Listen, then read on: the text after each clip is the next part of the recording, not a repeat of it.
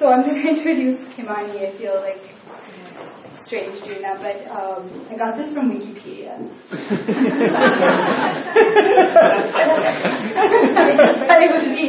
It was very to the point, so I'm just going to go with it. So Himani Bannerjee is a Bengali-Canadian writer. So it's hyphenated there. You might want to change that. She's a sociologist, a philosopher from Kolkata, West Bengal, India. She recently retired, is retiring slowly from York University. I think you're still teaching a course this semester, yeah. She writes in the areas of Marxist, feminist, and anti-racist theory. And her work includes Doing Time, Poems, 1986, A Separate Sky, Inventing Subjects, History in Hegemony, Patriarchy and Colonialism, and the book that introduced your work to me when I was an undergrad was Dark Side of the Nation. So I'm going to just stop there, and if I would welcome Himani Bannerjee.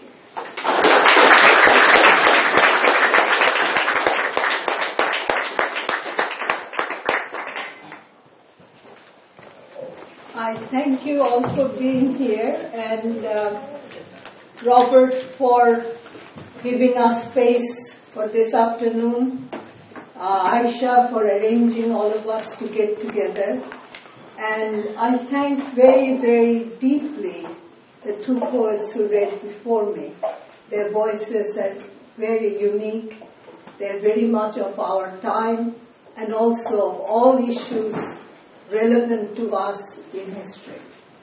It is an amazing moment to share this. I hadn't heard some of the poems that my our first poet read. I had read Charan's, but I had not heard it in Tamil. And it is amazing how the languages, Spanish and Tamil, as well as English together, meshed so beautifully, so symphonically, that I would like to have given this time to both these writers for what they offered us this afternoon. Since we are not making any distinction, and we should not, between translation and so-called original writing, I would also like to read to you two Bengali poems that I translated some years ago. One from perhaps one of the greatest left writers of India, and one writer who's a great writer but also an incredible translator from many languages, particularly from Latin American literature, African literature, Central and Eastern European literature. So let me introduce these poets who are not here. One of them has been deceased, and then maybe a few poems that I have read.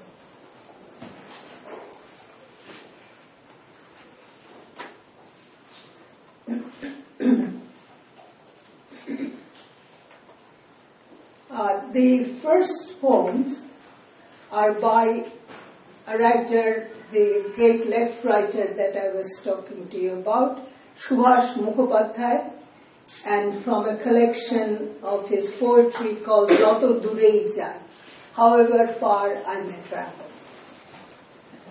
This one says, the sky is angry red, and the windows to the west are wide open. See, on this side of the bars, the sunshine in stripes of prisoners, kneeling in its afternoon prayers. Outside, under the tin shades, the hand of shadow feeds the chickens, and in a little while will fetch darkness in a pitcher. All night fireflies will twinkle like plain signals, and towards the dawn, with the sound of heavy boots, muffled in a cap, conspiracy will step into the yard. With his face to the ear, whisper, this darkness is like gunpowder. May I have your matches, please?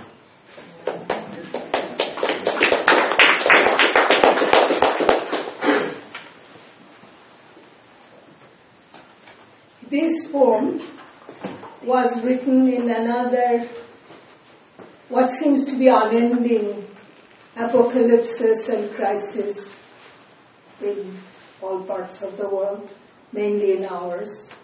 But very similar things are happening in India right now. It was written during the Indian emergency, which was in 1974 to 1977. It's called an emergency poem. The news comes on the radio, I stop my ears. I'm afraid to touch the morning's paper. Known faces, arranged in a row, are afloat. One after the other, one after the other. My new friends, the children of the old, whom I offered cigarettes, denying excuses to leave me alone, are now departed. Child snatchers holding chloroformed flowers to their faces have lured them to be sacrificed. Now I won't listen to those who come to me with their poems. The ones I want to hear have disappeared, hurling off their pens on an impossible tryst with death. The red house resonates with the sound of hyenas and crushing bones. I'm startled in my sleep. Dark clots of blood are rubbed and rubbed off the black pants. An endless alarm rings through the prison in Harimbari. Some destroy us from the outside, and the others break us from within. Amidst the sound of sacrificial drums and the ululations of victory, the blood-stained blades rise and fall, rise and fall. The other poem is based on an Indian chessboard. By the way, the Red House is the name of the biggest police station in Kolkata. This poem is based on a chessboard about winning and losing chess games. And in Indian chess, what you call knights in English are called horses. That move of 2.5 that they make. It's called The Horses Are Raging Like Tigers. Not so easy to mate. One stands on the strength of the other. Our horses are playing like tigers. Mind your kings, but this move is the very last. Our horses are playing like tigers. Cauldrons boil and bubble in the desert. Run. Nooses hang from the rubber trees. Fly. Spurs of greed eat into the flesh at every step. No move is returned. This, our game, is played with the world at stake. No matter how their aces stand, we will get them in our leap of 2.5. Our horses are raging like tigers. So this is Subhash Mukhopadhyay, and I would like to read a poem by the translator, poet Manavendra Bandyopadhyay, who's a professor of comparative literature and begins with a reference to the aesthetist poet Mallarmé in a poem called A Savage Aesthetic. Remember, poetry too is architecture, and all else is redundant except the form, the style, what you call the texture. There is no more to consider or to desire. Who is a poet? A mere technician of words. Words are his life. Robbed of his words, he is a living dead, destitute, helpless. What you call meaning only creates meaningless contradictions. It is a dry bone keeping the street dogs busy. Once the conscience of poets was wounded at the sight of human misery. He dreamt, etc., had ideas and inspired words. Did that change the world a jot? Finally, it is the words, their placement that is left. The words, the language. Let the world alone. Let it go where it will. Is there such a mad man left in the world who lives on his dreams? Ideals? They're unicorns. Who knows what forest they range? Or perhaps it is the shriveled fig leaf of Western art, a sign of shame that once was and is now no more. Be blind or deaf, as Homer or Beethoven. Just be, become.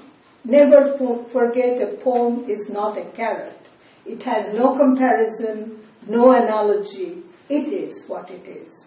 It will never take you anywhere, not to any paradise. Remember what Mallarmé once said to Degas with a knowing wink and a smile?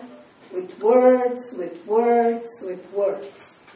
That is, poetry is only poetry. This is the ultimate, the uncontested opinion. When poetry becomes social, it dies an early death. And so the poetry class keeps on going unending, and always the same. Sharp, academic, an exhibition of smug narcissism, full of apt and self-conscious quotations, allusions and messages, in a voice that plays with a joke or two, calculating, avoiding emotional excess. So stands this hour of aesthetics, an exact reflection of the confidence of the glass and concrete phallus that rises on an erased slum or broken shantytown. After the class, a discussion at the faculty club. The publisher of a new book in tow. Days pass this way, and the Lord be praised that some of our friends have cars and rescue us from the crowd, the revolting masses who are like a bunch of sheep.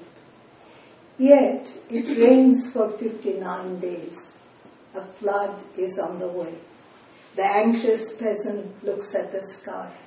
The price of gasoline rises. A war in Israel and the French carry on a nuclear explosion in the Pacific. The poor, the sad, the homeless return to Bangladesh. The border security tightens. Fire in Vietnam, napalm. The ultimate end of Allende in Chile. Blood fills the coffee of Angola. And in a packed hall, an experimental theater director descends on us with his existential, spiritual, angst-ridden play and captures the applause of a brainwashed audience. After all, even in theater, the thing to look for is its architecture. Who knows why the young still retreat to the jungle in search of the savage and the primeval? A jungle now fills our habitations, or maybe the damage is even closer. A savage jungle grows right within our hearts. Who can tell? So these are voices from Bengal, and a few from me, kind of a semi-Bengali, semi-English voice. I'm no longer sure what they are. I'll be a little slightly chronological, and read you one or two from my past. When I came here, as Betty Friedan said, there were things happening in my life for which I had no name. And I discovered what came to be called eventually feminism in this country. So this is a poem called Wife. I often think of her, this thing called a wife. What is she? I try to think of her even as I am, a woman, a small, limited form, marked by softness, curves, hair, teeth, two giving hands, and a little resting place inside, which expands with need. But I cannot, for the life of me, I cannot see a woman, a person, when I conjure her, calling out of the air. Wife, appear, I say. What appears is definitely not human, but a monolith, a granite form to whom centuries have lent their strength, shape, and color. And she is molded in the shape of a house, a cave house with two windows for eyes. I see frightened people cowering inside her, husband, children, and aged politicians. The world is too dark for them. She protects them with her rocky strength. She cannot move. She's always pregnant, holding the world like the Noah's Ark, her feet rooted deep into the earth of history. Flowers of ritual, prayers to immobility litter her doorsteps. She's grown dark and silent. Her inner fire warms others. This is a fearful construction, I cry.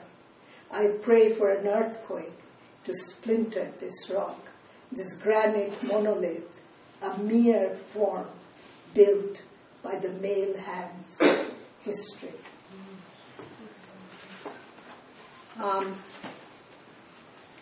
I love the poet Sylvia Plath, and I wrote a poem for her. Let me see if I can find it. Maybe it's not in this book. Okay, so let me read one or two more from this book. Not all is, as Kausalya said, doom and gloom. I had a poem to read called Poetry Reading. Sit down, I want to read some poems to you. All day we walk the streets driven by the cold and exorbitant menus. We have no home, no bed of our own, no space within four walls where, in the middle of the dearest embrace, someone would not walk right through us. We're surrounded by eyes with telephones ringing and clumsy feet on the stairs of our emotions. All day, too, we have talked of wars, of the locked struggle of unequals, of faces that petrify at every turn in the street. Human suffering holds us with 100 hands. But even so, we can take all that for granted and build from there. We don't need to prove to each other that there is sorrow, hunger, or injustice. That common belief alone clears a little space for us, a hollow in the ground, a cover from the storm of recycling newspapers. So sit next to me. Let us huddle together in your brown coat. Hold me close, and for us alone, let me read you some poems.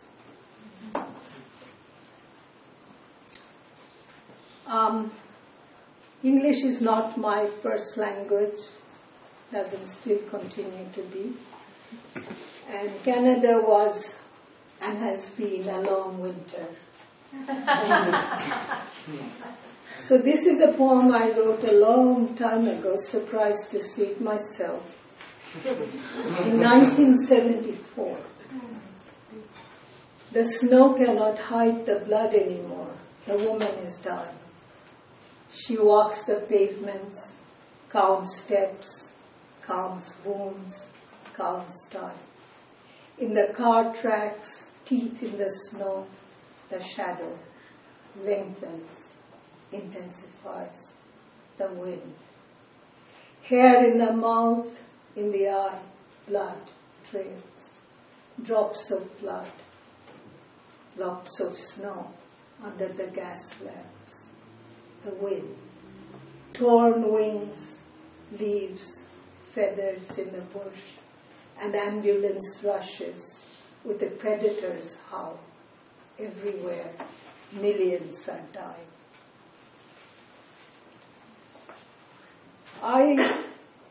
It took me a while to discover racism. I grew up in an independent India, and I'd only seen 2 live white people in my life until I came to England. It took me a long time to understand all this, but I did eventually. So this poem is called Terror. It's a nice day, says someone to me in the elevator. I say nothing. It's not nice to me, since I spent the morning reading the Globe, watching them tie the knot tighter around the neck of Africa. The noose they put round the neck of the first black man has expanded through the centuries, taking in the world. When the land paratroopers in Zaire preside and peacemake in Rhodesia, offer love on the point of a bayonet, I'm choked in my apartment in this peaceful city with its atmosphere of hospital, prison, and department store. I go out into the street, silent, stand at the corner, stalled by the red finger of law and order. People stand or walk with their faces swathed in transparent plastic. I catch the eye of a black woman. We recognize each other. The plastic begins to crack, but order tells us to walk, and we go our separate ways. I think of my daughter, I grow afraid. I see designs against her, deep set into their concrete structures or embossed into their Education Act. The blue of the sky, the gold of the sun become an Aryan-eyed blob, and her spiked heels dig into my bowels. Fear lurks in the trees and gives the leaves their sharp precision. I sit in the Queen's Park, in the shadow of King George V. I'm under his horse's hooves. I realize what Karl Marx once meant by being subject to the violence of things. A violence, an oppression so successfully realized that it has no separate life. It lives no longer in itself, contained like a corpse dog tied to a leash, but in us, multiplied by our million cells in our retina, eardrums, nostrils, or goose flesh of the skin, lives this terror, at once an effect and cause. Okay, enough of these terrorizing songs, poems. I am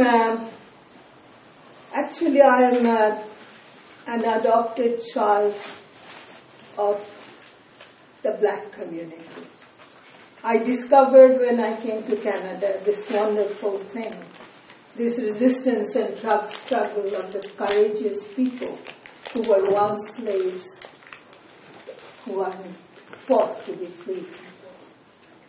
And I heard a man sing called Muddy Waters many years ago in a New Ontario place, and I wrote this poem for him. It's called On a Black Entertainer. Suppose a black man sings. Suppose he sings standing in an arena with thousands looking on. Suppose he is afraid, surrounded by curious eyes, waiting for the red circle of his mouth to crack to let the sounds escape. Suppose now he moves back in time, a Christian among Romans. He stands and the amber eyes of the lion are one with the eyes of his audience. Cold, expectant, leisurely, sure of the end. A magnificent, sensual lion basking in the sun. What must the black man do now? But of course he must run. He must flee, covering his tracks, spiriting away his black smell. He must charm this lion, lull it to sleep, conjuring up the grand vision of a lioness at her mating time. Agony, fire, ecstasy must pour out of him. He must bare his guts, pull out the length of his intestines, let the serpents crawl about him, emanating dreams and distractions. He must sing on and never stop, must never stop until he reaches cover. He must then sing to live, sing for a living, and live only if the song lasts long and the magic moves. Alone, black in an arena, surrounded by curious eyes to this music of whips. Suppose a black man sings, and suppose he sings for you.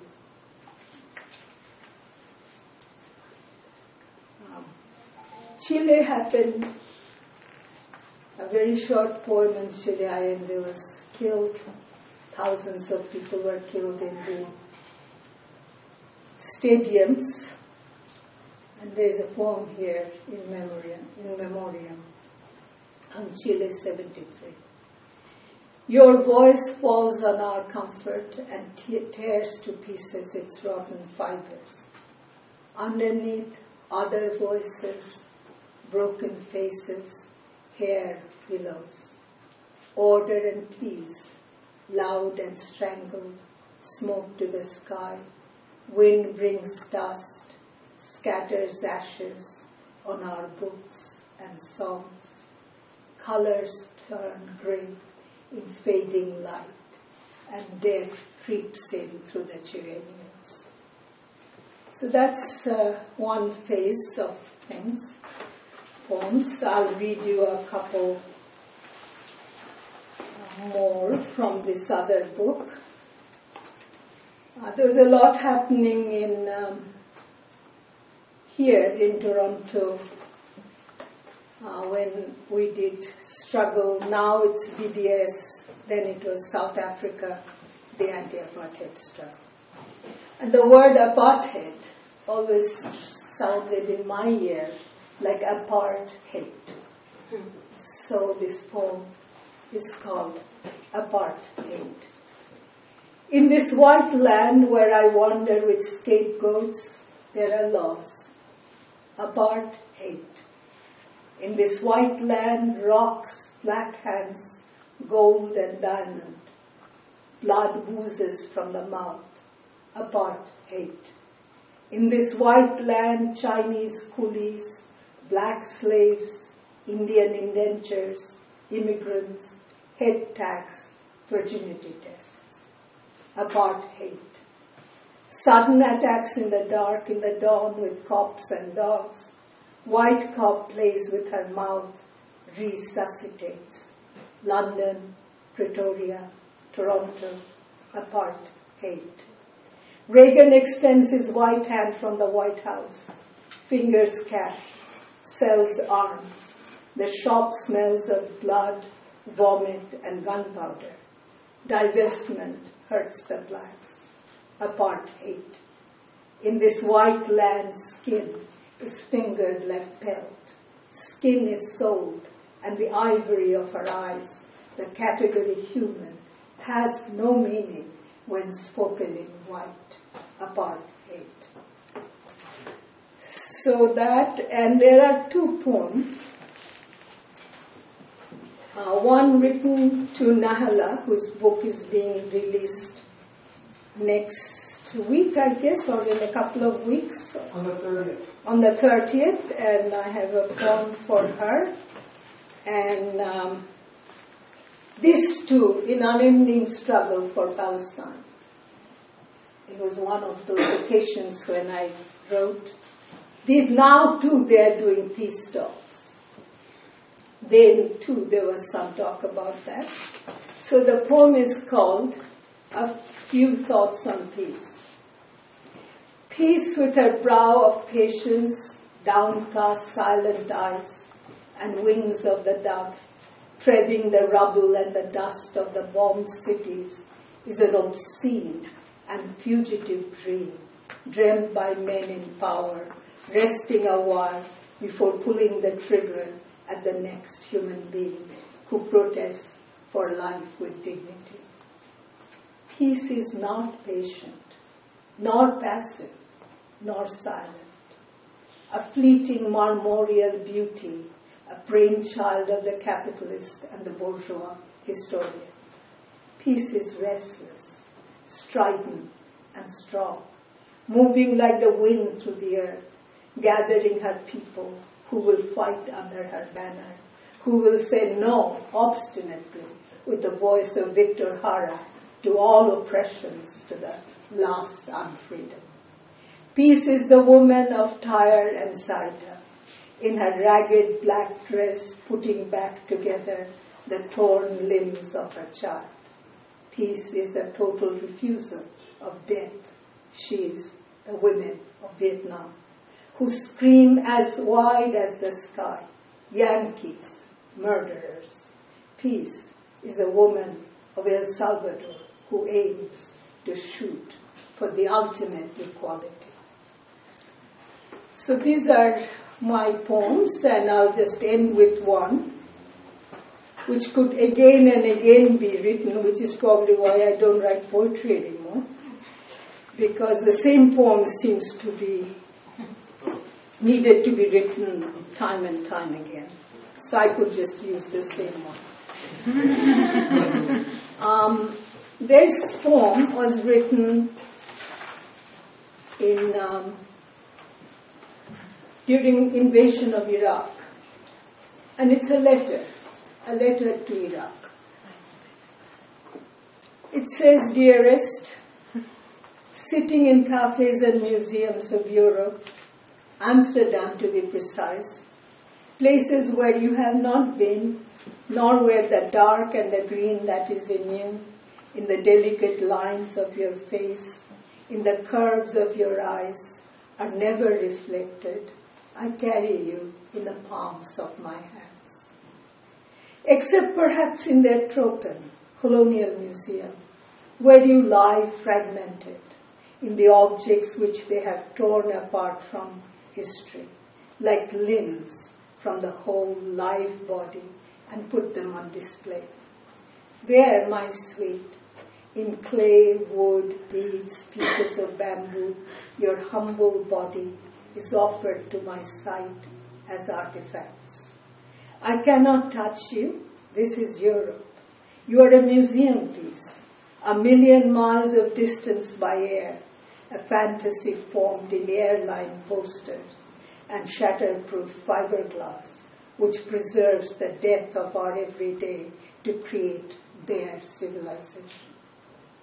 And now there is spring in Europe, the sweetness of the purple crocuses, the white of the hyacinths, the blue of the iris, melt you with their sun. Trees whisper their green secrets, and in the official museum of the city, they display their prizes, horrors, visions of war and peace, in an exhibit of photojournalism. For decades, Europe nurses its sores. When they heal, they are photographically provoked to bleed, to let the pus of memory ooze out. Europe remembers its Nazi past. In slow rhythm strikes chest, forehead, forces tears and grimaces. But behind the collage of guilt, memories and predations of the past, Tropen's British museums, Nazis later, sends bombs, cameras, and transforms a war into a light show. Your body, Arab, Indian, Black, Vietnamese, Chilean, Panamanian, nameless, dark splinters, cracks into 1,000 pieces thrown up into the sky by jets of oil. Every pore of your body visible to the radar eye of the dark. Wind of peace blowing in the Operation Desert Storm whistles through the pores of your singed skin. 100,000 sorties without blood. Dearest, the soles of your singed feet, your child's body charred, a charcoal graffiti of history. Your old man's unruly tears, swollen veins in the hands. Your young woman's defiant curse. Your old woman's hands raised to an Allah who has fled the sky of Star Wars and taken refuge with the dead Mesopotamian gods. Ya Ali, Ya Hassan, Ya Hussein, Karbala in flames a second time, and a horse runs wild with hoofs of fire through the bombed streets. And the good King Harun al-Rashid, once upon a time in Baghdad, in a child's book, flees with his horse, Dul into an ocean of blood. Your cry rips apart the television screen. Will no one stop this war machine? My sweets say nothing to them. Nothing has stopped their march of civilization, while their blind hearts whisper tales of our savagery and their strategic adjustments. Let us hold each other by the hand and walk together through our myriad lives. In this terror of a golden spring, where the clay jar holding the ashes of our ancestors, the gentle hand of time reaching out to be held, is smashed, crushed, thrown into the grime of betrayals, wars, cynicisms. Let us, my love, go together into that cave where others wait us with a secret sun, where the darkness holds the key to dawn, where conspiracy sinks into the wind, the courage to create again a new world, where your body, smile, and sweet reserve, breaking the glass of the tropen, will be remembered in the shapes of our good earth. Thank you.